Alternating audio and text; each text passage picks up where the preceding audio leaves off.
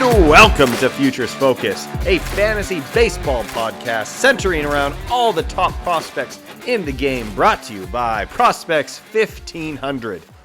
My name is Alex Sanchez, and we are back here with Nate Eckert, Jeremy May, talking prospects, and we are on to the NL Central, and even better than that, ladies and gentlemen, we have had actual Major League Baseball being played as spring training has started. And Nate, can you give us an update on Bobby Miller? Because I think he has a headache right now, if I'm being... Oh, man, he got nailed. And guess who nailed him, you two? Do you know who it is? Your boy. 104 mile per hour pitch. Hit off the head from Michael Busch, the one who was traded by us to Chicago it was a good trade, Jackson Ferris and Zahir Hope, Zahir Hope. Man, honestly, I think he'll be okay, even though I think he's on protocol, the concussion protocol.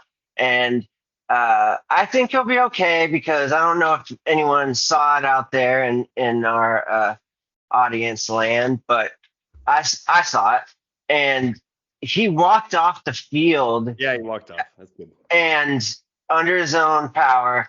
But you should have, for people who didn't see, you should have seen the welt that had already started. It was already bright red up at the top, like right above his right eye, and on it, like his forehead, about as high as you could get on your forehead before his hair started, and bright red, about the shape of a baseball, and it had just started like bloating. Like, it was massive. Yeah. So good way to start. Jeremy, Jeremy, we got baseball. How you feeling about that? Oh man, it's nice to finally be able to actually see some with my eyes instead of just talking about it. So I'm pretty stoked, man. Right? Yeah, it's very exciting. And to be honest, this division that we're going over today is rather exciting as well. These are very good systems, very deep, lots of top end talent at the top as well. So there is a ton to go over. So again, this is the NL Central. We're going to go over as many names as we can, talk about our favorites, talk about the order, and go over the tier system one more time before we start here. Remember, tier 1, these are our expectations of players that are going to be all-stars for multiple years. This is not a lot of players in the minor leagues, but we'll have a bunch today to go over. We expect them to be all-stars, like the cream of the crop.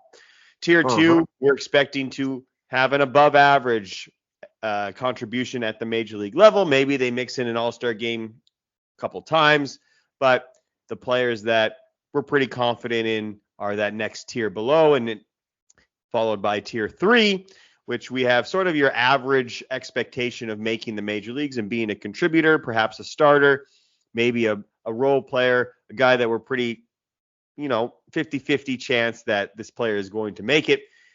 Tier 4 is more of the sleeper candidates that we'll discuss. And then tier 5 are players that, right now the path doesn't seem clear, but they're people that may have a way to get there some way, somehow. And of course, you never know with baseball. That's the beauty of it. So our tier systems, just to make sure that all of our listeners are completely familiar with that, let's go ahead and jump in to the St. Louis Cardinals. And to be honest, of these 5 systems that we're going to go over today, it's definitely the one that's the least exciting out of the 5. It's definitely lagging behind the other 4. But with that being said, I would still call this system above average, thanks to the top 2 or 3 guys. I mean, these top guys are going to make some impacts for this team. And the beauty about the Cardinals is that there are loads of ways to crack a major league lineup,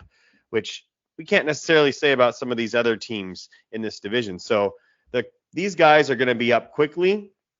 Some of these guys we mentioned, like a Quinn Matthews or Thomas Ajayci, like they might just be starters from day one. And so that's pretty exciting in dynasty leagues to get a guy that you're just going to get right away. So fantasy wise, prospects, the Cardinals are kind of underrated in that sense. So let's go ahead and talk about the order that we have here on the site.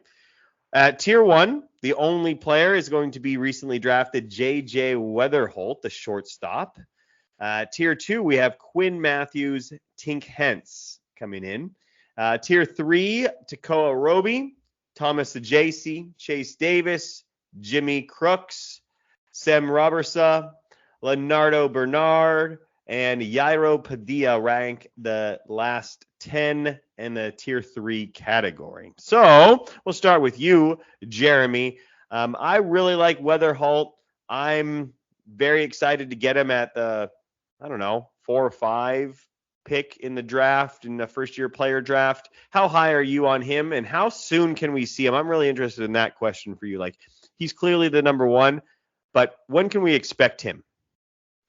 So I would be surprised if we see him in 2025, maybe at the end of it. I think, obviously Wynn being your clear starter at shortstop. And then I think with second base, there's just a lot of options. I think that the Cardinals need to see play ahead of him just to see what they have, right? Because you've got Gorman, depending on whether he plays second or third, and Sagazi, as we talked about. So I think Weatherholt's better than either of those two players at the end of the day, but I think the Cardinals need to see what they have in those two. So I think they're going to run those two out there. And so I don't think we see Weatherholt in 2025, maybe at the end of it for a cup of coffee. But as far as liking him, I mean, the Cardinals got a steal when he fell to 7, in my opinion. Amen. Before we had Roki Sasaki and before Weatherholt kind of went down with an injury, there was a lot of talk about him potentially going 1-1 or 1-2 in the draft. So for the Cardinals to get him at 7, I mean, goodness, I think they had to be very, very happy. And as a Cardinals fan, I was happy to see him fall to that spot. So I like him a lot. I think he's a high floor guy. We've kind of talked about that this draft is a little weak maybe on ceiling at the top, but I think it's weak on ceiling, it makes up for in floor, and I think Weatherholt is right in there. So now I like Weatherholt as a shortstop, and if you can guarantee me that he sticks at that position, I'm looking at top 30, top 40 overall prospect. The problem is he's not going to play shortstop for the Cardinals anytime soon. Not for the Cardinals. So when we put him at 3rd, I get a little less excited. Is that fair? Yeah, he doesn't have the prototypical power to be a third baseman, so I think he takes a big hit there. I think since he's clearly not going to play shortstop, hopefully, as a Cardinals fan, I hope he doesn't have to play shortstop. I think he slots in probably at second base, maybe left field if they want to get his bat in the lineup faster. But I think at second base he'd be okay. Third base I don't. At third base I do not like him from a fantasy standpoint. Mm-hmm. Yeah, agreed. All right, Nate, let me go to you here. So I know that you've liked a lot of these names for the Cardinals. We've talked a few about. It seems like they've been around for a while now. And what's kind of funny is that 2 years ago, if Nate, you and I are having a conversation and we're like, who's the best pitcher for the Cardinals in the minors, we're going to be saying Roby, we're going to be saying Hence. And yet it seems like Quinn Matthews is the guy that jumps out ahead of all of those other guys as the star pitcher coming up and having, minor league pitcher of the year, 200 strikeouts, something you don't see very often anymore. But Nate, was that a flash in the pan? Are you still high on Hence and Roby? What do you think about these 3 pitchers? I am still very high on Hence. I own him, I think I can't say both of my dynasty leagues, but I definitely have him in my league. I love Hence. His stuff is fantastic. He's undersized, but I think he's starting to get to that point in his life where his muscles and his ligaments and his joints, all that stuff is starting to give him the, grown man strength that you just can't get in the weight room, etc. So the older Hence gets, the more excited I am about him. His fastball is just a dream to watch and a nightmare, I would assume, to hit against, especially uh, given that hitters nowadays have such an uppercut, or at least they're looking to go yard far more than they used to, say, 20 years ago. Because Hence's fastball rises, like a sky rise, basically. It just zooms straight up. Actually, a better comparison would be like an elevator in a sky rise. It just goes straight up and sitting, 96, 97. Well, more like, sorry, I take that back. Sitting anywhere between 92 and 96, which is a big difference. I'm sorry, I didn't mean to say that. But from what I've seen from Hence, he's living far closer on the latter half of the 92, 96. I don't think I've seen him throw anything less than 95, me, myself. I believe, my sources, so I'm not going to get onto that. But Hence is a stud, and he's got a great changeup, which you just don't see from guys that, especially guys that are drafted out of high school, that are right-handed, who have, these exquisite fastballs that just rise up. He was taken in 2020, which of course was the 5-round mini draft. So that says something in and of itself. And he's done nothing but prove himself as one of the younger pitchers at every stop that he makes. I love everything there is to love about Hence. With that said, Alex, with that said, Jeremy, Quinn Matthews, man, this kid, big lefty, 6'5". It says 188, but I'd love to see that reweighed. I'd say 195 easy. And taken in the 4th round in the 2023 draft by the Cards. What a steal that was, huh? Because this kid, let me just read you his stats last year, everyone. 8-5. You can't do a whole lot about record, but 8-5 still great stuff, especially at the minor league level. He went not 1, not 2, not 3, but 4 different levels last year in his debut, mind you. Went from they don't have the little symbols on here or not, but I would assume he went. Well, there's only so many levels, right? So he went from single A to single A advanced, double A, and he ended up in Memphis in triple A. Triple A was the only time throughout the entire season that he scuffed a little bit, but that's to be expected considering this is last year was his very first taste of pro baseball.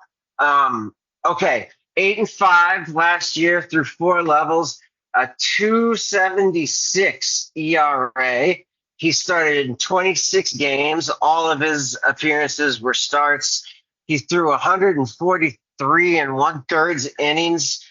He only walked 49 guys, and he struck out, as Alex already said, 202 hitters through 143 innings pitched. Also, like Alex said, you just don't see 200 plus at the minor league level because the seasons are shorter and you just don't see it. I mean, plainly. His opponent's average last year were that. Now, all of this includes AAA, mind you. It was his fewest starts stint. He only managed 4 starts, but still, that's 16 and 2/3 innings. It's going to have a little bit of an impact on your final stats, and on top of that, really, really, really great opponent's average of 179. he had a 0.98 whip. So a sub 1 whip through 4 levels in his first taste of pro baseball, a 2.76 ERA. He's a winner, 8-5. And I love everything there is to love about Quinn Matthews. I didn't think anybody would touch Tink Hence as far as my love for Cardinals pitchers, Cardinals pitchers that are in the minors. And once these guys debut, look out, because they're going to have a clear path. And I just think the sky's the limit as far as those two are concerned. I really, really, really like both of them. So the big thing I think that separates Quinn Matthews is that size, 6'5". Oh, Tink yeah. Hence, Roby, both 6'1", sub 200 pounds, and injury concerns. You have 80 innings pitched for Hence last year, 38 for Roby. Those are very real dynasty concerns, and for me, it really does bump them down, and it gets Quinn Matthews to come up a lot. There's another pitcher we might as well hit on here, and I'll go ahead and talk about this. It's Michael McGreevy. And McGreevy, we have a little lower than I would have had him. We have him at 13 overall, but to me, he fits right in nicely with Hence and Roby, not to Matthews level at all. But McGreevy had 3 wins last year in his 4 starts, a 1.96 ERA. He's going to get the first crack in that rotation out of all of these guys.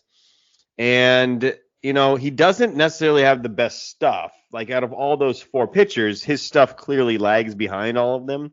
But he does have a bunch of pitches, and he has the control, and he has the size. So the upside there of Quinn Matthews, not there. But it wouldn't surprise me at all if McGreevy ends up being a far better major league pitcher than Hence and Roby, and you can't forget about him. And plus, he has the added benefit of he's probably in the rotation right away.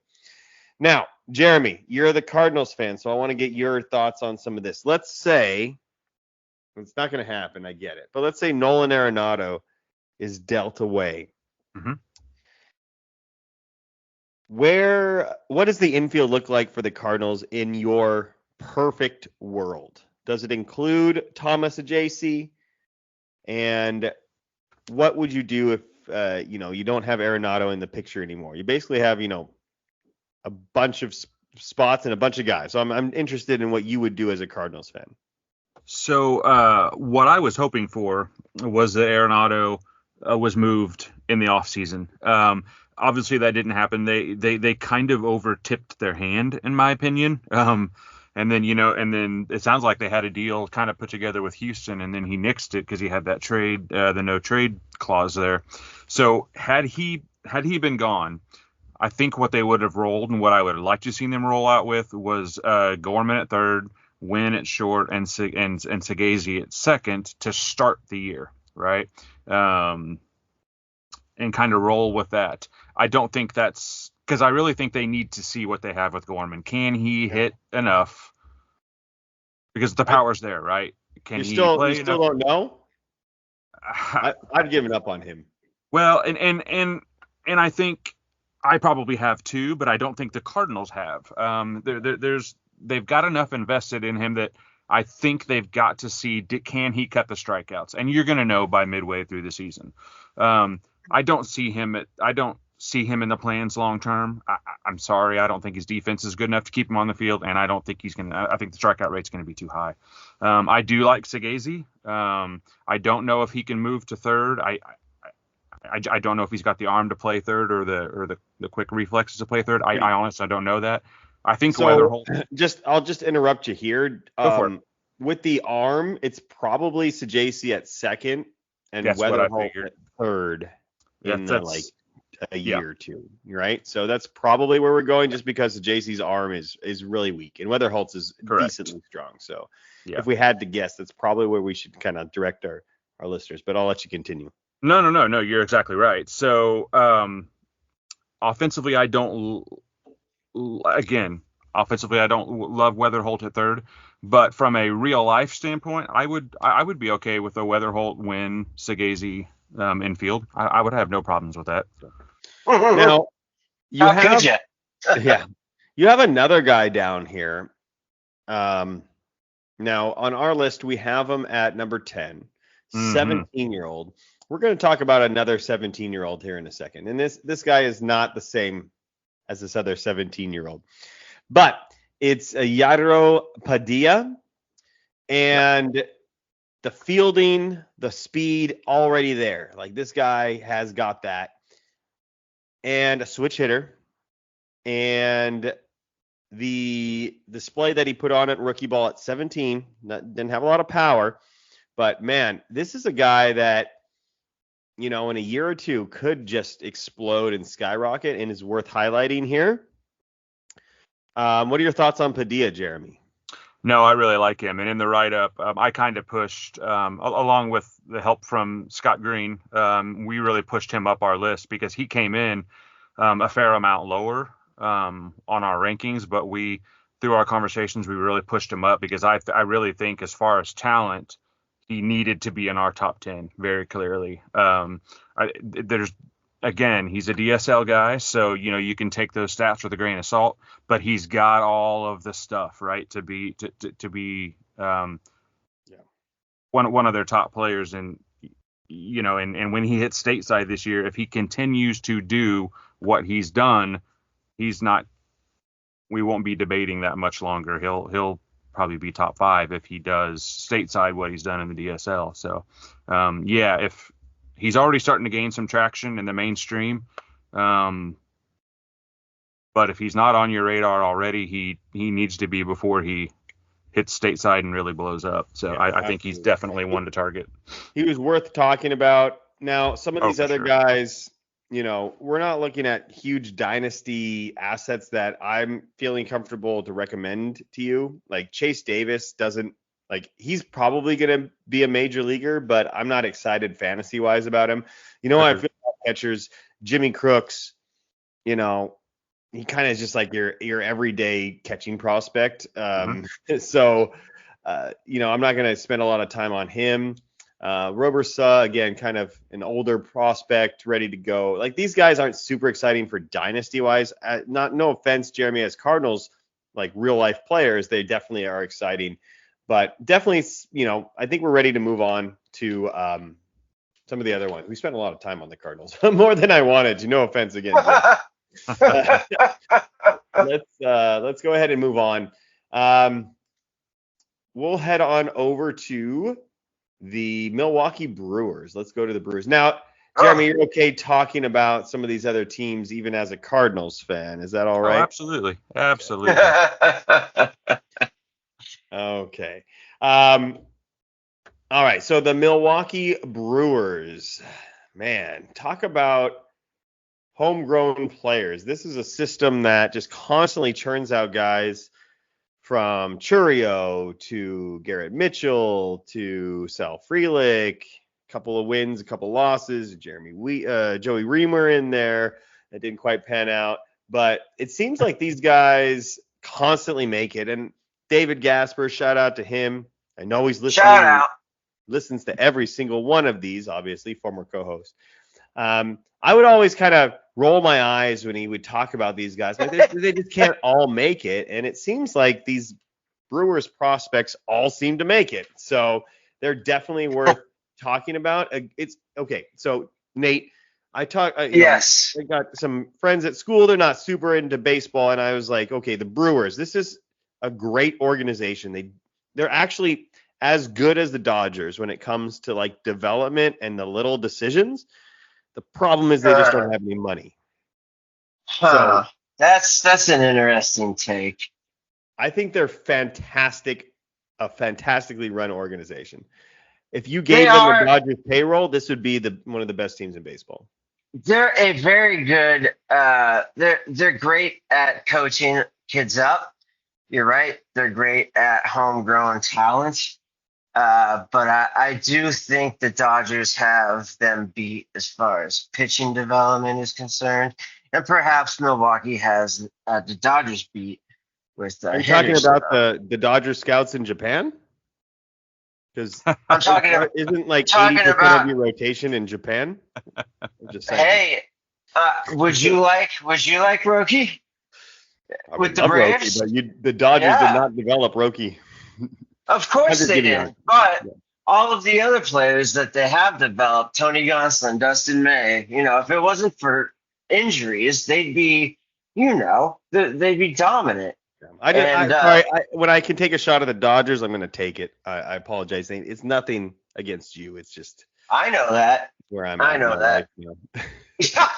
Bad little man.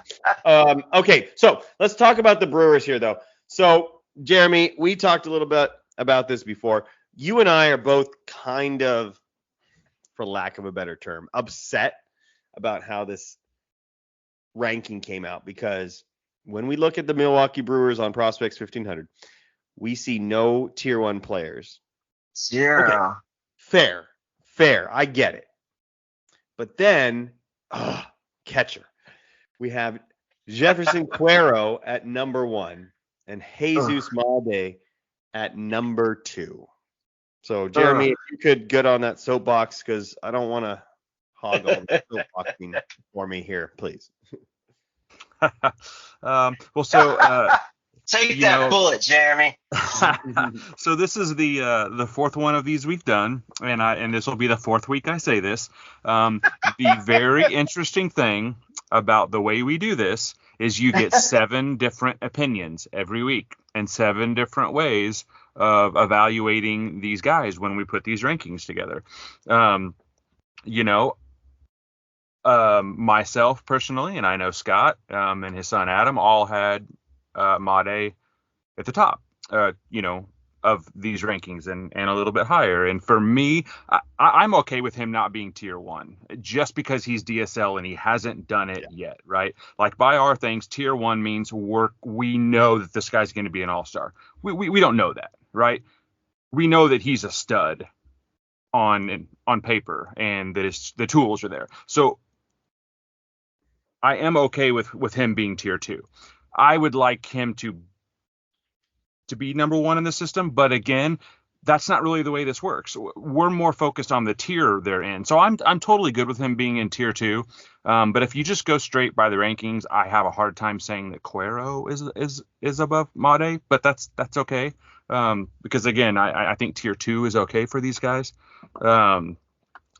But clearly on talent, I mean, Made is the next Jackson Churio, right? So, if all shakes out, having him ranked behind Cuero isn't going to look great. But, we need to see a little bit more too, right? So in defense of those guys who ranked him a little bit lower, I get it. He's only in DSL, kind of like what we just talked about with the St. Louis Cardinals and Padilla. We need to see it, right? But I think we're going to.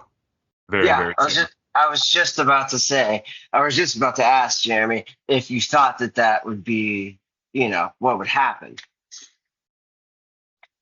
That when he came over, that you would see exactly what we saw in the Dominican League. Look, and it's coming. The tools are there. It's coming. He's going to hit. So it's going to be fun to watch. Oh, yeah. To me, it's as simple as this. Okay, Jeremy, you definitely make a compelling point that he maybe shouldn't be tier 1. I'm willing to go out on a limb and just say, get this guy at all costs, and I'm willing to put him in tier 1 for a couple of reasons. Number one, there's nobody else that we're going to talk about today. Let me think really quick. There's no one else that we're going to talk about today that could be the number 1 over prospect next year besides Jesus Made. I'll say that right now. Not in this division. You're correct. Not in this division. I'm just not saying all baseball, but in this division, he is the only guy in my mind that could be the number 1 overall prospect at this time next year. Second, the things that he did in the DSL, thanks to the metrics that we are able to have now. Now, granted, that means this is only for the last couple of years, but we have 13% strikeout rate. We have 90th percent exit velocity. So right there, if I just stop there, I'm in, right? Yeah. What more do you need? 90th percentile chase rate. meaning he's Wow. not chasing. He's hitting the ball extremely hard. He's not striking out. And in-zone miss rate also is in the 90th percentile, meaning when it's in the zone, he is not swinging and missing. It's about as perfect as a profile that you could possibly have for a 17-year-old ever. Yep. Ever. Yep. So you will not be able, if things keep going this way, now injury, gambling addictions, unknown things come up and stop this. But the current progression means that you cannot acquire Jesus Mate at any point next year. So this is the No. only time to get him, and this is what we are as a website, is we're trying to recommend guys that you should go out and get right now. You could get him for a high amount. No, there's no doubt, depending on your leagues.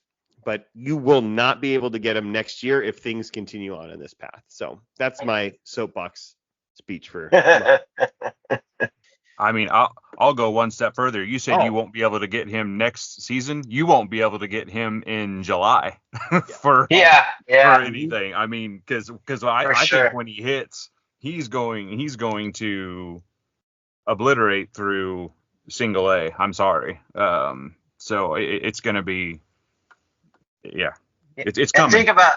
Think about this for a second, fellas. Imagine the tiny amount of tape that we get to see from the DSL. It's near non-existent a lot of the times. I mean, sometimes you could get on Twitter and follow, one of the Dominican reporters, but still, the amount of tape is tiny in comparison to the amount of tape that will eventually start coming stateside. Mm-hmm. Yeah, good point. And once people start seeing that lefty swing of his and the power, and he's stealing 28 bags. I mean, he had 38 walks and 22 strikeouts last year. Nate, I gotta stop you because you have a great left-handed swing. You also have a right-handed swing. Oh, damn! That's right. You're right. See, that's even further. If even further, makes my point for me without me even saying it. Thank you, Alex. Saying, how I love my switch hitters, so you have. Oh, yes. There's just nothing right now that would get me to not buy everything I can on Jesus Mate. So, with that being said, Jefferson Cuero is a fine catcher. He is fantastic defensively, but that doesn't really do much for you when it comes to dynasty and fantasy. So that's why I'm like, I can't imagine ever recommending, if we were in a dynasty startup, that you pick Cuero over Mate. No chance. But he has a great chance of being like one of the best catchers in the game, like in real life, because he's going to be so good defensively, because he's fantastic. He's going to hit 20 home runs and hit 250 at the best. It's like, okay. All right. We don't want to get canceled. So let's go ahead and okay. Here's another guy. Prospect fatigue for me. Have I gone over the list? I haven't even gone over the list yet. I got so excited to talk about this. So tier 1, no players. Tier 2, Jefferson Cuero, Jesus Mate. Number 3 on the Brewer system is Jacob Misiorowski. Tyler Black comes in at number 4. Cooper Pratt at number 5. In tier 3, we have Brock Wilken. And number 7, we have Joffrey Rodriguez. Luke Adams comes in at 8. Logan Henderson at number 9. And good old Robert Passer at number 10. We won't see him for a while, but still don't forget about him. And that rounds out the top 10 in the tier 3. So Jacob Misiorowski, this is a guy that it really depends on your league. So in dynasty leagues, I think you have, a lot of save and hold leagues. I'm in a lot of save and hold leagues where like you can get a save, you can get a hold. It's the same. Doesn't matter. I'm in some dynasty leagues where you have to get saves.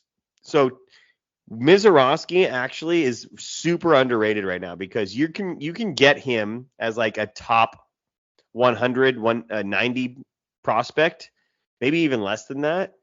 And At the worst, he turns into like one of the best closers in baseball, and at the best, he turns into like a number one starter, where I don't really see him falling out of any of that range. So, this is a guy I would buy wherever I could in dynasty leagues, because especially in save leagues, like, because you're going to get this guy can be the closer for them now that Devin's gone.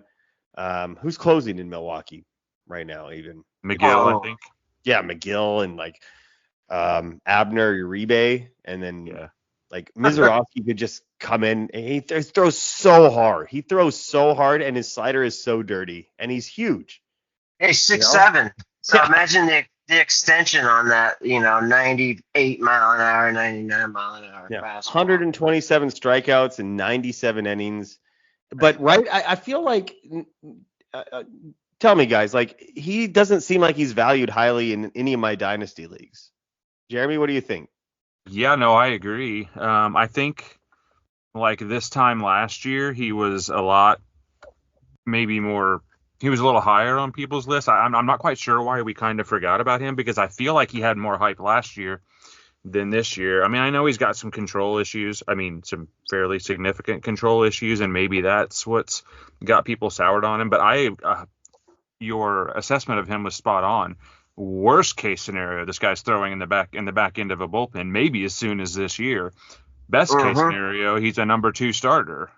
So I mean, either way, that's somebody I like to have in my dynasty leagues, because again, that fallback of a back end bullpen guy is a really nice, safe landing for a pitching prospect. So you're spot on with him. I like him a lot. Nate, here are the grades. What if I promised you this? I'm like, okay, 80 grade fastball, 70 grade slider, 70 grade curveball. That's what Baseball America has given Jacob Mizorowski. Wow. Best fastball, best curveball, best slider in the system. Well, yeah. Comes with 40 control, but that's okay. Well, these things can be ironed out, and it was the Brewers that you were just saying were better than the Dodgers, right? We're not bad, on par, but yeah, fair. Better. I don't remember on par, but we can move on. At pitching and player development, if anyone can do it, it's the Brewers, right? So, if the raw stuff is there and the size is there, imagine the extension that this kid is getting on these pitches. If he's not getting 7 and 2 inches extension, I want to speak with whoever's in charge of that development, because I don't see it enough with pitchers that are 6'6" and above, 6'5" and above. You usually will see the extension right at 6'5" or 6'6", and maybe that's because they're not as athletic or their levers are so long. It's hard to control everything. But I'm 6'5", and I remember when I was in my early 20s, I could probably get some extension on a pitch or two, So, and it makes a huge difference. Look at Freddie Peralta. If any system can do it, just like you said, Alex, if any system can do it, it's them. Turn him into Freddie Peralta. Give him that launch off of the mound, and Mizorowski is unhittable. Yeah, and he's ready. He's 22 years old. He's been in AAA. They're going to use him this year. He's either going to dominate as a starter, a la, Spencer Strider, or he's going to go into the bullpen and like be their right-handed Josh Hader. I mean, I just don't see how, unless he just can't throw strikes. I guess that's the big thing. When it comes to the rest of the Brewers, they seem to have this type of player that is uber athletic, that is a good defender, and has a decent hit tool with not a lot of power and some good speed. Like that's like everybody on the Brewers right now. Like it's just everybody. Except for Brock Wilken. Wilken is the exception, absolutely, and we can talk about him. But when we go to all these other guys, and Batoni as well is probably the other guy that doesn't fit. But I'm talking about the guys that are already up, like a Sal Frelick, Garrett Mitchell, and then Tyler Black and Cooper Pratt. These are guys that are kind of fitting the same mold. fantasy-wise, they're just not super exciting. Like, nobody's out there saying Sal Frelick is going to save my fantasy team this year. But I think Sal Frelick is a fantastic real-life player. And same for Garrett Mitchell. Like, I don't really want to draft Garrett Mitchell, but I think he's really, really good for them at the major league level. So when it comes to like dynasty and fantasy, we really have Made, we have Mizorowski, and then we have maybe Wilkin and Batoni. Like, that's kind of where it ends for me. We had Batoni ranked 12. We have where do we have Wilkin at 6? I mean, those are the power guys. Batoni has a 70 grade power. Wilkin comes in. What's Wilkin's power at? I don't know. I have to. Gotta be 65. Something like that. Yeah, 65 power sounds right. Home run derby winner in Arizona Fall League. So Beast. He's a beast. yeah, those are good. But like dynasty wise, and just for the sake of this division, guys, can I have your permission to kind of just move on from the Brewers here? We had a lot of good conversation. But dynasty wise, fantasy wise, there's just not a whole lot here that I'm willing to go out and say, oh, go get these guys. But I think we talked about it enough. What do you think? Yep. Move it. Moving on. Okay, just for the sake of time, we're already at 40 minutes, so. Oh my.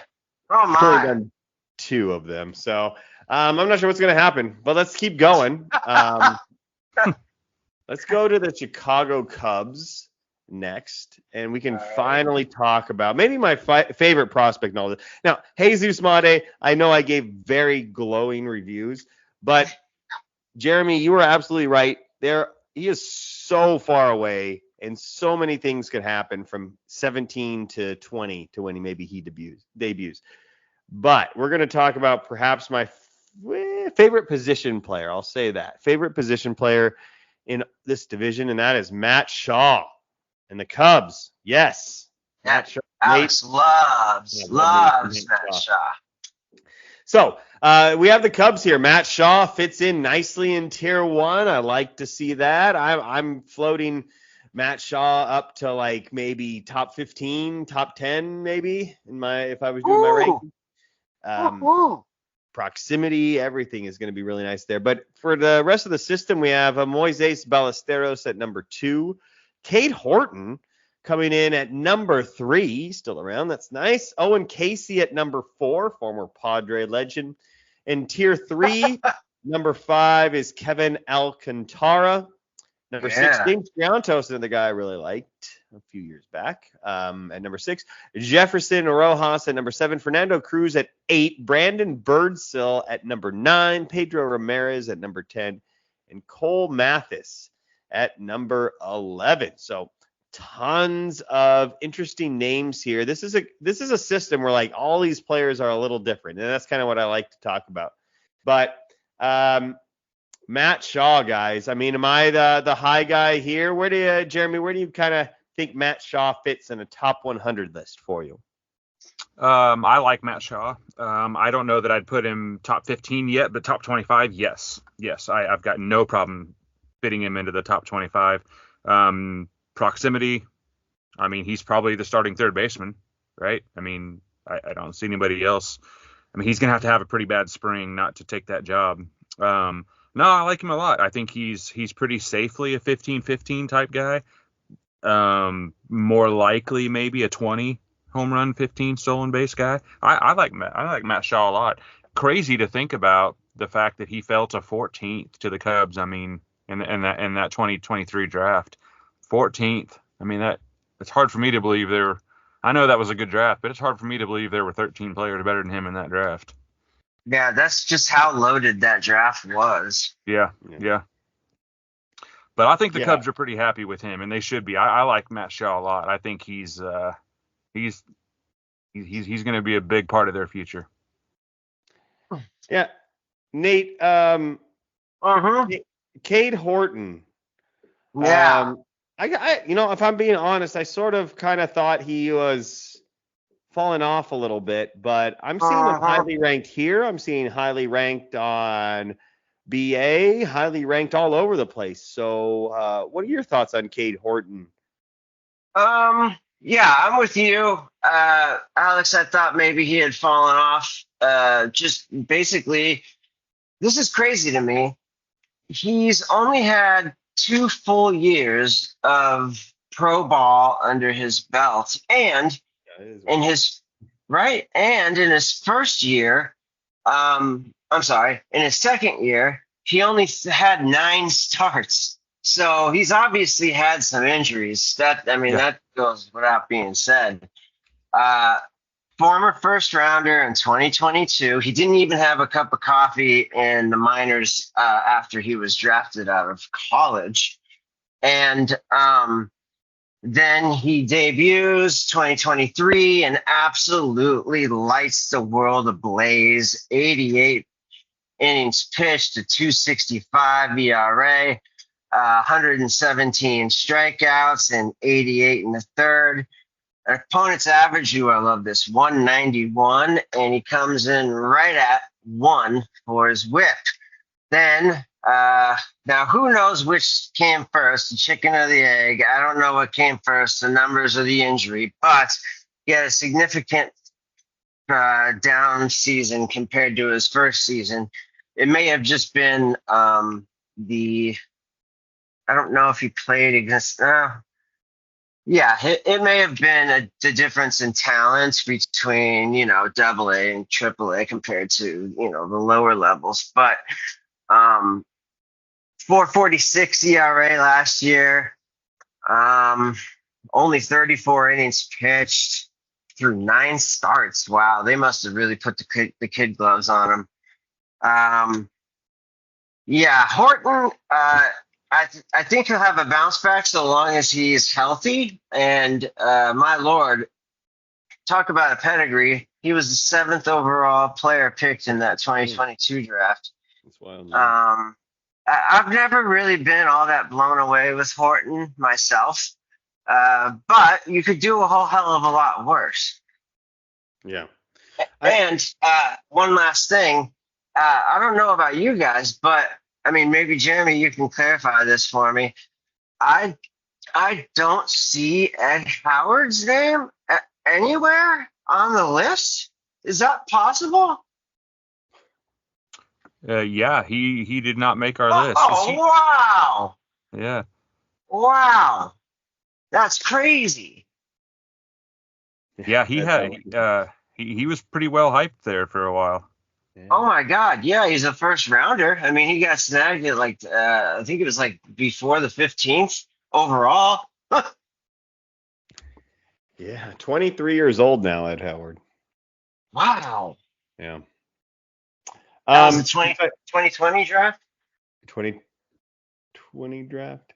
2020 draft, yeah. So with Cade, just to go back to Cade Horton, Yes. The injury concerns aside, right? Uh-huh. Tommy John surgery when he was in college too. Don't know if you mentioned that, but he's basically got 2 pitches, right? It's a fastball slider combo, and nothing else really screams starter quality pitch. So we talked about Mizorowski and loving the fact that he had an 80 grade, 70 grade, 70 grade, and we were all, he could be a great reliever. So to me, Cade Horton is sort of that same player where you take a chance on him because maybe he can do the Spencer Strider path of a fastball slider and be a starter. But if not, with their bullpen, he could be really good in that role too. And the closing, would they sign Ryan Presley and they have Nate Pearson? That's kind of it. Oh my. So he could be a decent reliever, a great reliever. I shouldn't say decent, a great reliever. Yeah. Or, maybe kind of safer where these pitchers that are close that have frontline upside and high elite closer upside as well. Maybe it's worth going after a little bit. All right, let's go on and talk about Ballesteros. This is a catcher I can get on board with, where kind of it's the reverse of what you would want in real life: poor defense and great hitting, kind of like a Agustin Ramirez is the name that kind of comes to mind here, where they're going to find a way to get his bat into the lineup. 19 homers last year, doesn't strike out a ton, 289 average as well. as a 20-year-old at AA, AAA. Like, these are pretty impressive numbers for a catcher, and these are the type of catchers that I want to get. I don't want to try to get the above average defensive guy that's going to hit 240 and hit 18 homers. This is the guy I want that they force into the lineup, like Manadley, or I don't know, like another one doesn't come to mind, but where they're just getting their bat into the lineup. So Ballesteros, like, out of all the catching prospects, I'm kind of on board, Jeremy. What do you think? Yeah, especially from a dynasty standpoint, because I think you hit the nail on the head. Like, most likely he doesn't stay as a catching prospect long term. Just defensively, he's a little behind. But I agree with you from a dynasty standpoint. This is the catching prospect you want to go after. And I think we've talked about this with another player before. If strictly from a dynasty standpoint, if you look at it, when he first comes up, he's going to have that catcher eligibility, right? And as a catcher, this is going to be awesome. Like that home run pop. I mean, he's going to hit for a decent average, right? So you have him in your lineup as a catcher. It's awesome, right? Then if you kind of start to watch and you start to see the future, it's like, I don't know that he sticks behind the dish. Sell high on this guy and get a great return on him when he moves out from behind the plate. That's kind of always what you got to think about with this type profile of player. But not to get too into the weeds, I really do like Ballesteros' bat. And I do agree that this is the type catching prospect you like to see in Dynasty. So, yeah. Sort of the theme here for the Cubs after Matt Shaw, who's sort of the shiny new toy. We have Horton, Owen Casey, Kevin Alcantara, and Triantos as guys that seemingly have been around for a while. Like, we've talked about these guys a ton, and they're still, like, I don't know when these guys are coming up. Like, when's Owen Casey coming up? He had 19 homers last year as a 21-year-old in AAA. Comes with 156 strikeouts, but Alcantara did make his debut last year. Wasn't great. So did Casey. Casey made his debut last year? He did. Yes, he did.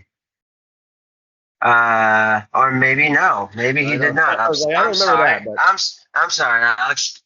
Yeah. So Casey's interesting. I liked him a ton. A huge power guy. The hit tool kind of played up a little bit. In both of these guys, you're looking at the strikeouts, you get a little worried, right? 123 strikeouts for Alcantara, 156 for Casey. That's getting up there. But on base percentage, 375, anybody for Owen Casey? 353 for Alcantara. That's not too bad.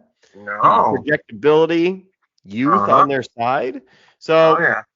I don't know. I don't think anybody's valuing these guys as like top 50 guys, but they might be worth it because they're so close to the big leagues. And I think that's another thing we have to remember is Matt Shaw.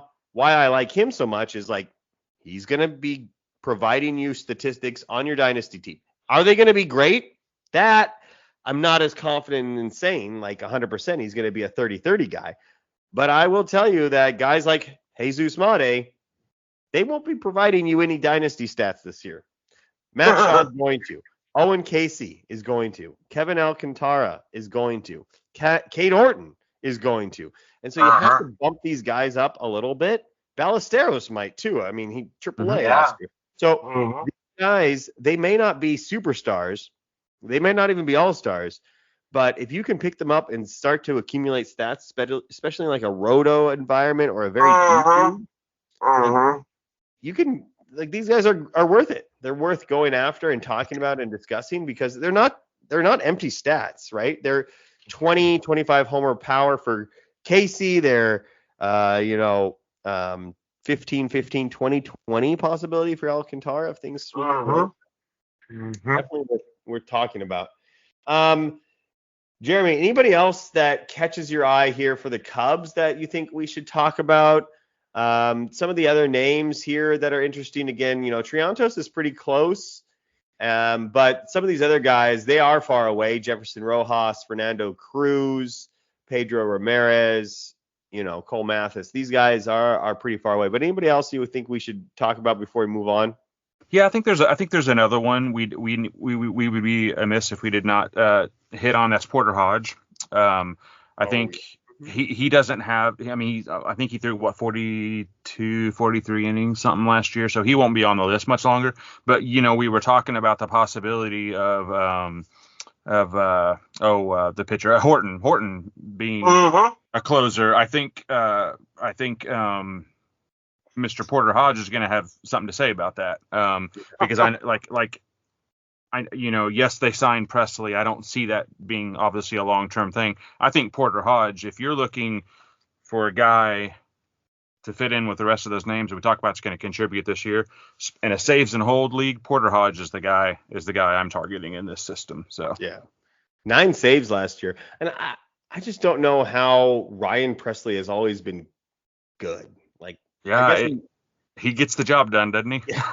He's like 36-year-old, hasn't had an ERA over 3.7 in the last 6 years. Strikes out a bunch of guys, doesn't throw hard, has a slurve slider combo thing. I don't know. It's that slider, isn't it? Doesn't he get everybody with that high spin slider? Yeah. I'm just going off of MLB The Show. He has a slurve and a slider, and that's how you get people out. So I don't know how he does it. Doesn't do it in MLB The Show very often, but Porter Hodge is great. I mean, he's kind of cheating Jeremy as a prospect. I mean, we're talking about a guy that had 9 major league saves, but still, because of the relieving process. Hey, I have leagues where 150 innings, 100 innings is still minor league eligible, and so these relievers can stay minor league eligible for a while. You could just accumulate them, rotate them in based on injuries or closer carousel type of things. So definitely worth talking about. There's some leagues out there like that. I for sure know that. So, all right, we are really pushing up against the time. We have 2 more left. Let's see how we finish with the Pirates. They're so exciting to talk about too. Love the Pirates. At least at least I guess this is a kind of a top heavy one. So maybe we can finish the Pirates quickly. And okay, guys, here we go with the Pirates. Yeah. Nate, you did this last year, I think. You said they were going to make the playoffs, right? That was 2 years ago, I believe. 2 years ago. I think that if the Pirates make the playoffs, they're going to go to the World Series. But they got to make the playoffs. Skeens and Chandler and if they make the playoffs, they're going to hit you with a Skeens, Jared Jones, Mitch Keller, that's right, Bubba Chandler combo. Get out of here. And nobody's going to be able to hit that in the playoffs. No one. I don't know if they're going to make the playoffs. Hey, I'm right there with you. I mean, it's their best chance in God knows how long, 20 years. Yeah. The Skeens, Jared Jones, 1-2, and then what's his name who made the breakout last year, Keller, and then eventually, great. I mean, you put him at 4. Oh yeah, stud. And then Chandler, he'd just be the cherry on top. And then let's say because they're in the playoffs that maybe they're not going with the 4-man, maybe they go with the 3-man, and they put Chandler in some sort of high leverage. Look out. Yeah. Chandler is very good. This is a guy that was, he's super athletic, 2-way player. And, I don't think we've talked about this a lot. But these 2-way players that, try it out in college or even in the minor leagues for a little bit, like it's not going to work out for anyone ever. If we're being honest, it's Ohtani, and then it's no one ever. Ohtani. Yeah. So when they give it up, we've seen a bump in the production to whatever position that they give up for, right? So if Bubba Chandler gave up the hitting, we see a bump in the pitching. Norm McLean for the Mets, same sort of thing. Like there's going to be a bump this year for him. We saw that with Chandler. And it matters because you take the athleticism that it takes to hit and field and you put it all into pitching. It's exciting stuff. You got this elite fastball, this great changeup, a deep, very, very good slider. 3-pitch mix with the curveball maybe mixed in there for the fourth. Like, when this rotation gets going with Skeens, Jones, and Chandler, man, Pirates fans, it's going to be excited. something else. So, Yeah. and maybe a name that, people don't know about. I think Bubba Chandler is number one pitching prospect in all of baseball. Whoa. No? You guys disagree? Who's Yeah, a bit ahead of him, Nate? I got Job ahead of Chandler. Okay, fair. I can get Job. What do you think, Jeremy? He's in the conversation. Easy top three. With Chandler. With Job and the guy from the Phillies. Noah Schultz. Oh, the Phillies. Painter. Thank you. Yeah, Painter. But yeah, I wouldn't argue with you if you said he was the best pitching prospect. I wouldn't argue that at all. Yeah, 148 strikeouts and 120 innings over AA, AAA, and the walks 41, pretty high, decently high, but certainly you would expect those to continue to drop. I mean, this guy's just going to be a stud. Go get him if you can. If somebody doesn't think he's a top 3 pitching prospect, and you have to pay, a high amount, but not that high for that, go get him. Now, Jeremy, I'm interested in Connor Griffin. We are able to fit him into tier 1 as well with the Pirates here. And to be honest, I don't know a ton about Griffin that I would be confident enough to put him in tier 1. So why don't you go ahead and convince me why we have him there? Yeah, so he was borderline tier 1, tier 2 for me. I think based just solely off the tools, he would be tier 1. But again, there's still a lot unknown with him. I mean, he's uber young, right? He came out of Mississippi. Unfortunately, say what you want. The history of kids coming out of Mississippi just isn't great. There's a whole thing around that we won't get into, but he is he's got all the tools, and he's awesome to watch. I've seen some clips of him lately. He's actually shortened up his swing a little bit, made a couple swing changes in the offseason. He's been in the lab. He's been working his butt off. So I think that's all very, very encouraging. Oh, yeah. In another organization, you put him in Milwaukee, you put him in LA, you put him in somewhere else, I'm extremely excited. The Pirates just don't have a great history of developing hitting prospects, right? So that concerns me a hair. But based off tools alone, he's tier 1. I think we need to see it. We need to see it a little bit this year first. But I really, really like him. He's a guy that I've kind of targeted in some of my FYPs because you can get him in the 10, 11, 12 range in some of these drafts. And on the upside is massive.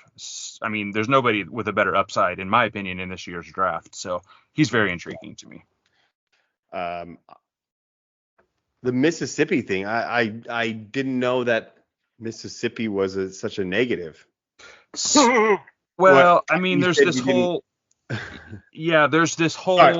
Just before you start, so the only player that I know for sure that is from Mississippi is Austin Riley.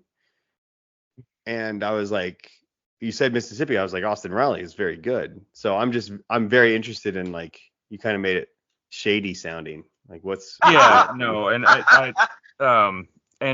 I don't want to get us canceled for any of our listeners out in Mississippi, but there's a whole sorry, Mississippi.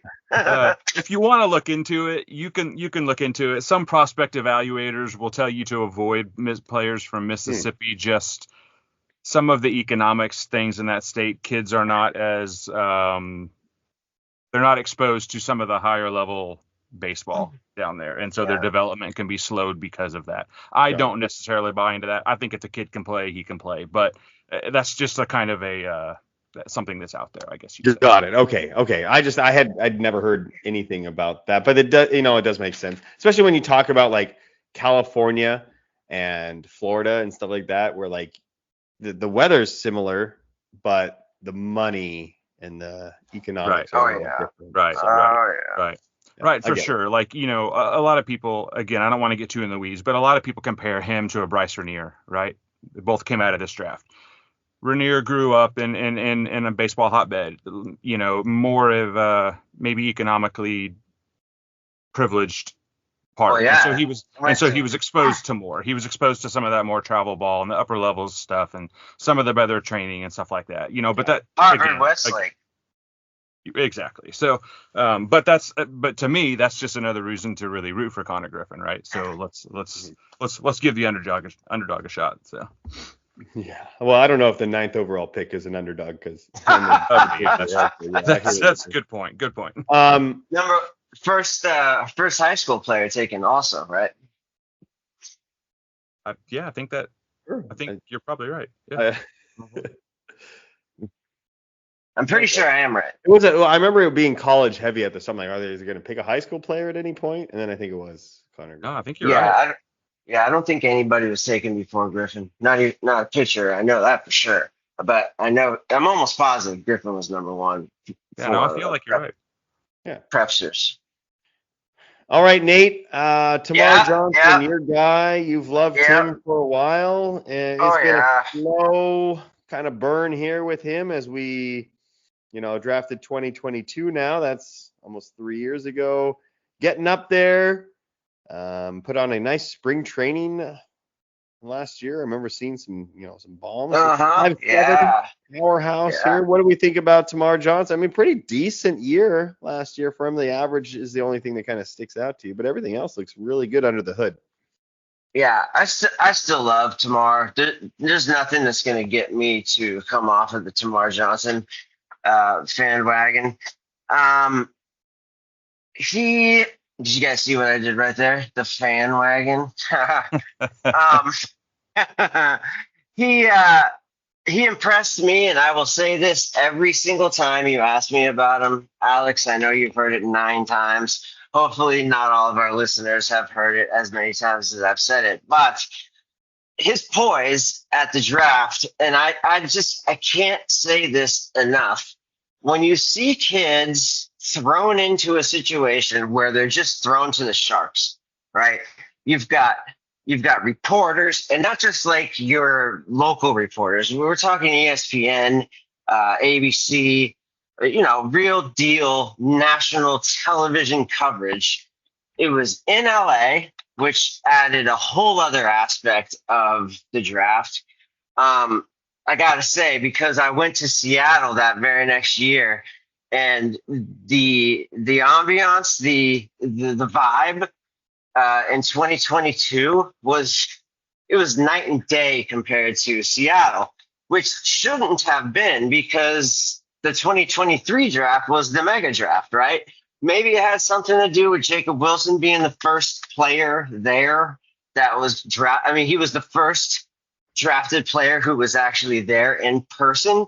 And, Skeens didn't come. And I could go on for hours about who didn't come. But the draft was, I'll admit it, it was intimidating. And I can only imagine what it would have been like for an 18-year-old. Man, he came out and he had the strongest interview I think I've ever seen at any draft ever. That includes the NFL, the NBA, you name it. He was so poised, so confident, etc. I just couldn't have been higher on him. Now, that said, yeah, it feels like he's been around forever, but he's still 20. He's 20 years old. And that was a big draw, I remember, at the draft, because they were saying no matter what, this kid is still going to be the youngest player at every level he hits at, which is completely true. He has been. And by all means, I'd say he's holding his own. Last year, he had a 366 on base percentage and a 386 slug. You'd like to see the slug up, more comparable to like 2023 when he had an on base percentage of 422 and a slug of 438. But I think we'll see that because he made the adjustments. He was at AA at least last year. He may have been in AAA. But we've said it a million times, Alex. The difference in talent, period, between double A, triple A compared to the single A's, it's from single A to double A, single A advanced double A. That's easily the biggest jump in talent and professionalism, you name it. So, as a 19-year-old last year, he turned 19 in June. He turned 20. He turned 20 in June last year in double A. I gotta say, I like the numbers. I don't have a problem with him at all because, again, he was the youngest player in his on his team, probably in the division, and his left-handed stroke is gorgeous. I mean, 5'9", 190. I'd put him more like around 5'90", 200. He's just so thick. You know what I mean? Like he's got those arms and those legs where his forearms look like, like LeBron James or something, like just these big giant like man hands. And for baseball and for swinging the bat, you love seeing that because his bat control is epic. I remember, I think one of my very first comps for Tamar was a mix between Roberto Alomar and Robinson Cano. Now, obviously, they're both Hall of Famers, but actually, I don't know if Cano's in. It doesn't matter. What I'm trying to say is the kid's talent is out of this world, and because he's so poised, and because I saw him in real life and spoke with him, I'm sold. He's right there with me, right there with Justin Crawford of the Phils, because I had the exact same feeling that I did with Tamar. And the other one, Zach Neto, I had exactly the same feeling with him during the draft. So there's something to be said about these kids who have all this poise, because poise in baseball, correct me if I'm wrong, boys, but to have poise in baseball is like having a vertical above 40 inches in the NBA. Like, it's imperative that you're able to control yourself in the biggest of moments. And Tamar is right there. Yeah. Just got to get that hitting, like that hit tool to come up, because you just kind of turn into a different type of player than we were expecting. I think when he got drafted, like he's got more power than we thought, and the hit tool's less than we thought, and he's not, the arms kind of limiting him to second base, but Still 20. Still going 20. back to Jeremy's idea of like, when's the last great prospect? I guess O'Neal Cruz is kind of hit, but Brian Reynolds come up through them too. He did. Yeah. Yes. No, it's not too bad, but they certainly seem to have guys that come up and then they disappear. Flounder. Yeah. A couple other pitchers I think we need to mention now. We were really high on Bubba Chandler, and that may kind of diminish what Thomas Harrington and Braxton Ashcraft are, but that is probably something you shouldn't do. These guys are really, really close. You could even throw Mike Burrows into this. I always like Mike Burrows kind of getting back to where he was post injury. And I know he's ranked kind of low, but like 2 years ago, Mike Burrows was everybody's darling, and just an injury got in the way, a major injury. But these three are going to see time at the major league level, and they're all pretty darn good. Harrington's kind of that like McGreevy type of pitcher that we talked about earlier, with a bunch of different pitches that aren't great, but the control is fabulous. And Mike Burrows is sort of coming back to the pitcher that we thought he could be a couple of years ago as well. Braxton Ashcraft with very good control, again, with the same sort of idea, like lots of good pitches, but nothing crazy. But these are guys that are going to probably, again, go back to the Cardinals or the Cubs. Like they're ready to go, and they're going to provide statistics for you. And you could probably find Harrington and Ashcraft and Burrows on waivers in a lot of dynasty leagues. To get major league innings out of is pretty unique. Nick York, former Red Sox stud that kind of just somehow ended up on the Pirates. There's a lot of openings here in Pittsburgh and he'll probably get a lot of at bats this year to see what they have. Not super exciting dynasty wise. Maybe a 15 player if everything goes really well according to plan, but nothing else quite there. And that kind of sums up kind of the rest of this, where it's super exciting at the top with some of these guys that we mentioned, but after Tamar Johnson, Nick York, Ashcraft, like it gets pretty useless pretty quickly. I mean, Levi Sterling's another name that you should probably keep in mind, but after that, Anthony Solamento too. Solamento's pretty good. Solamento, yeah, Xander Meath, yeah, they're okay. But let's try to wrap it up. It's going to be a long episode, but let's see if we can get the Reds done in an orderly fashion. Yeah, I don't know. You know what? As I look at the Reds, maybe they're not as far off from the Cardinals as I thought. I think they're kind of close. But all right, Jeremy, we'll come back to you here with the Reds as we finish up. I'll list off the names here, and then I'll let you kind of give me your reasoning. So tier 1, Rhett Lauder comes in, the right-handed pitcher. At tier 2, Chase Burns and Cam Collier. Number 3, tier 3, Edwin Arroyo, Sal Stewart, Chase Petty, Alfredo Duno, Ricardo Cabrera, Sammy Stafora, and Julian Aguilar come in at number 10 to finish out tier 3. So Rhett Lauder at number 1, Jeremy. What are your thoughts on that? So my rankings are going to be different than our consensus. I actually had Cam Collier ahead of either one of the two pitchers, Burns or Lauder. I didn't have any. I personally did not have any tier 1s. I had all of those names I just mentioned in tier 2.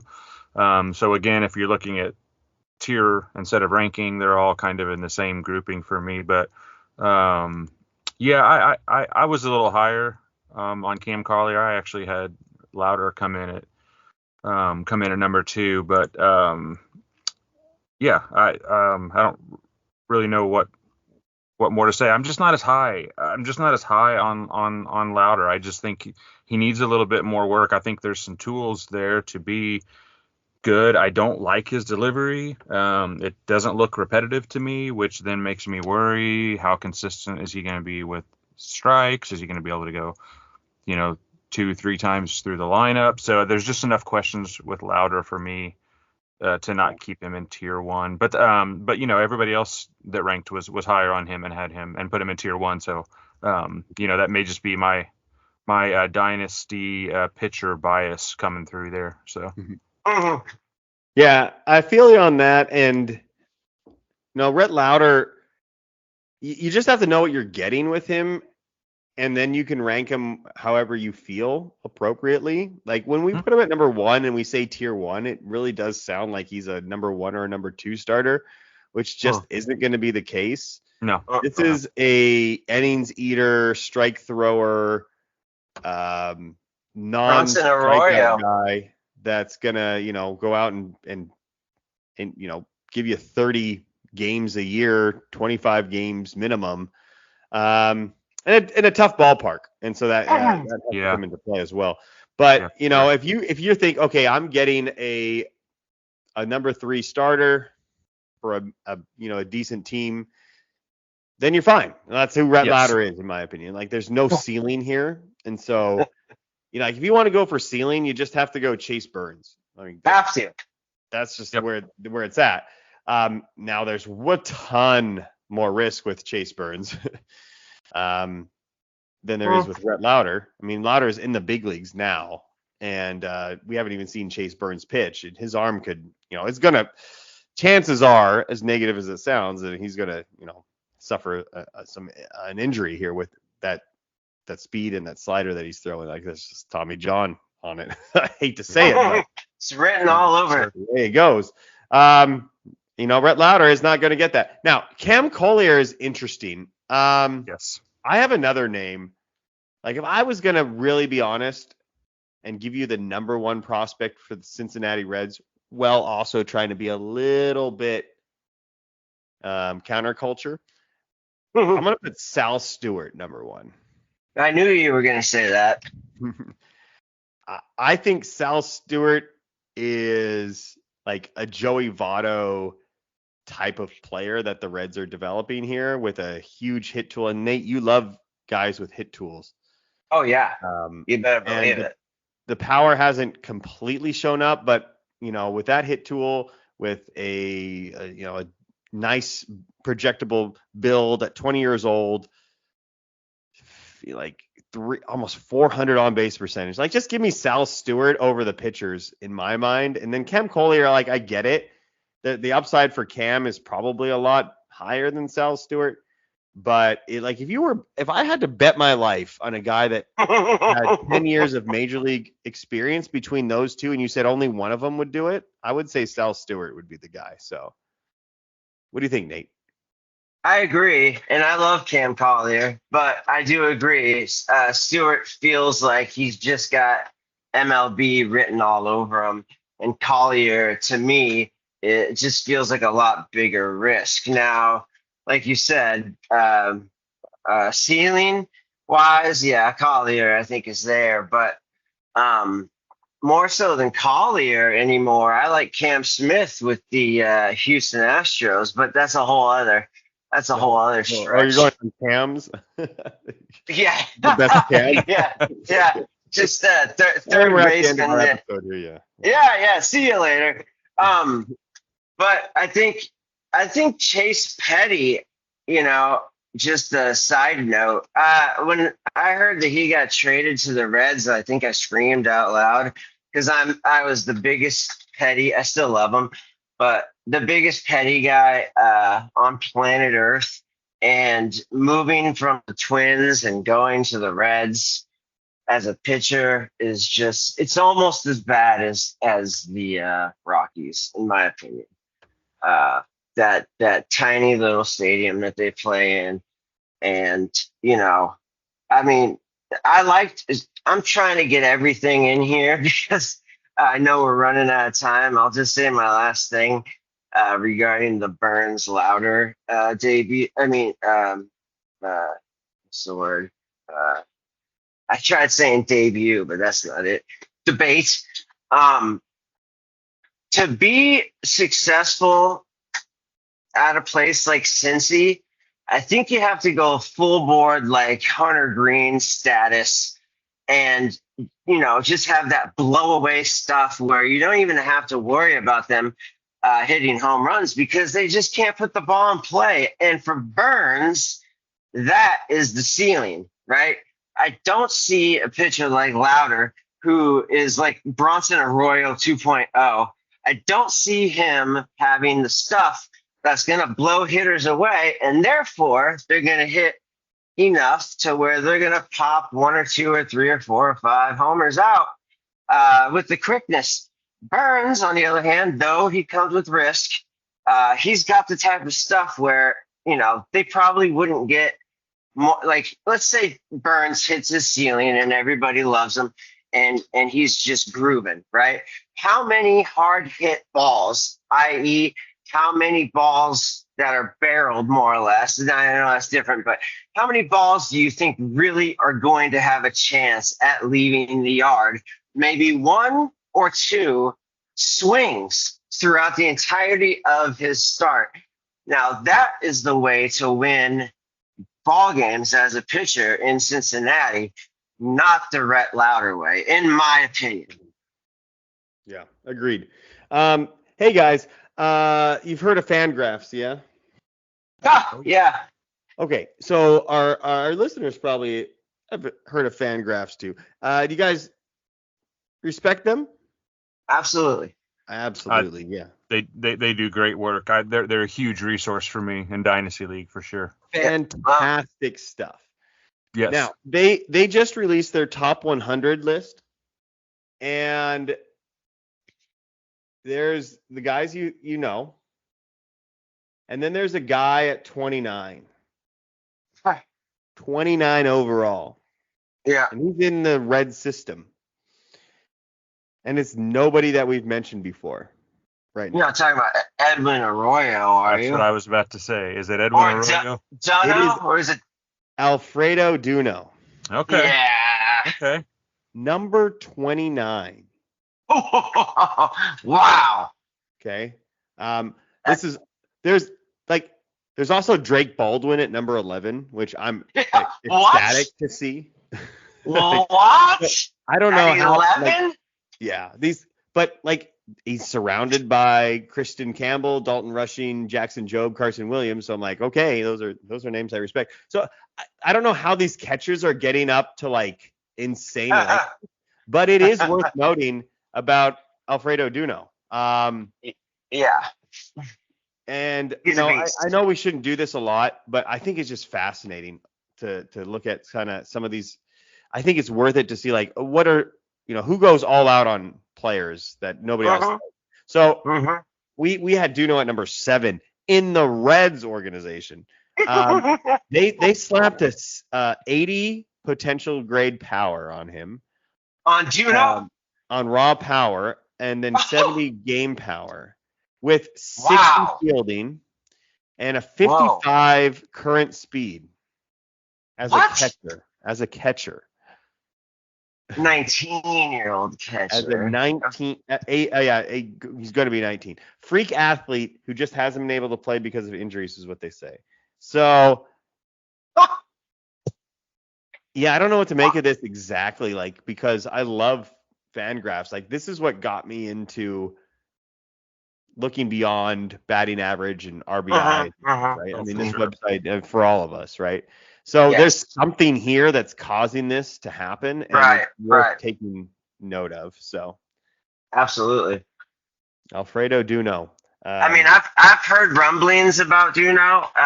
Another site that loves him is Baseball HQ, and I'm almost positive they've got him in their top 100. It's nowhere near. Would you say 29? 29, yeah. Oh my God. It's nowhere near 29, but I do believe it was in the 50s. Yeah. So he's available in every dynasty league that I'm in right now, and so you can go get him. He kind of feels like the Jesus Made of catchers, where the metrics are just insane for what we've seen so far with exit velocity, chase rate, all that good stuff that we talked about with Made. But the fact, I didn't even think he could stay at catcher. I thought he was the Basallo type, but he might stick at catcher and be what we dreamed Harry Ford would be with 35 homers as well. So that's pretty wild, where it's okay, well, maybe this is worth a shot. Well, good for Fangraphs for putting whoever they believe in out there, Mm-hmm. Another guy, you guys mentioned Edwin Arroyo. That's a great target as well. The Mariners, did the Mariners just take Edwin Arroyo and clone him and then get gave him the name Michael and then Michael and then get Edwin, because it's confusing. We didn't see much last year. He was injured, so a big season for him. Another guy I really like is Sammy Strafora. 8 homers last year, 31 stolen bases, 387 on base percentage. Super athletic, good fantasy type of guy. I think Ellie's probably staying at short for the next decade, but if he could somehow get to be a shortstop somewhere for you, very interesting. So, Jeremy, anybody else that you'd care to mention here on the Reds as we close up shop? I think there's one a little further down that I think is definitely worth mentioning. We've for some reason we've kind of hit on saves and holds, so let's talk about one of those guys for the Reds system. Down at 22, Zach Maxwell. I've been seeing some stuff about him even in spring that the coaches are talking a lot about him. Yeah. He's bringing it. And it would not shock me to see him pitching at the back end of the bullpen this year, towards the end of the year. He's He's one to keep an eye on if you're in a saves and hold league for sure, and he should be uber cheap, as in free. So How big is he, Alex? 6'6", 275. yeah, and just look at you just look at him. If you pull up a picture of him, he just looks like he looks so big. Matt, remember when Amir Garrett like killed the entire Pirates dugout? Yeah. I just want to see Zach Maxwell do the same thing and just go out and take on 5 guys in Pirates. Or like Yasiel Puig taking on all of the who was it? The Padres, I think it was, or the Giants. It was one of the two. I mean, they hate the Pirates, and them got in fights all the time. It was probably the Pirates, but Zach Maxwell is one of those players that I just heard you say it out loud, Jeremy, and I love this term. I've been using it for years, and it's farm strong. There it is. You know, he went to Georgia Tech, which even further makes me think, farm strong. I mean, look at the dude, for crying out loud. Yeah. He looks like he could body slam someone in WWE. Yeah, this guy's massive. Oh my gosh. Enormous. Yeah, good call. That's like the best possible name to end a podcast, Jeremy. So well absolutely. Done. Good work. He's my new favorite player. No doubt. No doubt. I'm glad I could contribute something this week. I will pick him up everywhere I can. All right, that's got to do it for us. This one was probably our longest episode ever, if I'm being honest. But I had fun tonight. You guys were great helping me out here talking about the NL Central. We did it. We don't have to have a to be continued episode. So we'll go ahead and sign off right now. Again, appreciate everybody. If you listened all the way to the end, good job. That's fantastic. Yeah. 2 more divisions left. We'll get these done before opening day, and then we'll start getting back to kind of our weekly episodes and all of that as baseball is rapidly approaching. So Futures Focus, Prospects 1500, keep checking out those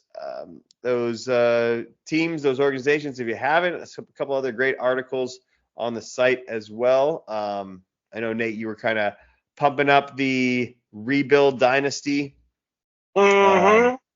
That articles Michael by Kelly does. Yeah, that's a really good one. Yep, indeed. If you guys haven't seen or heard about it, Mike Kelly has put out a great series of articles. So you can check him out at 1 second. Let me find his Twitter. I mean, if you stayed on this long, a few more seconds aren't going to kill you. I just opened it up, and he traded for Alfredo Duno. Look at Michael. He knows what he's doing. Good work. Damn right. And he also got Zach Maxwell. Oh, he did. No. No, he did not. Yeah. Oh, yeah. I don't know if I like that trade. Cespedes, a 4th round pick for Maxwell, but fair enough. I mean, still, that's pretty good. All right, so check out. He traded away Wintercourt too. God, this guy. What is Kelly doing? Yeah. Oh, Mikey is nuts when it comes to prospects. So, at M Kelly, and that's Kelly with an EY at the end. So, big M, big K, little E, little L, little E, little Y, underscore, and then ND because he went to Notre Dame and he loves it. Oh, very so. So props to Mike Kelly, and that's that.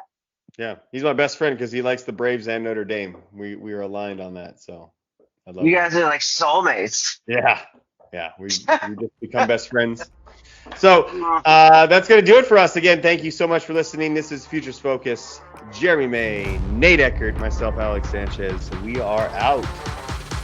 Deuces.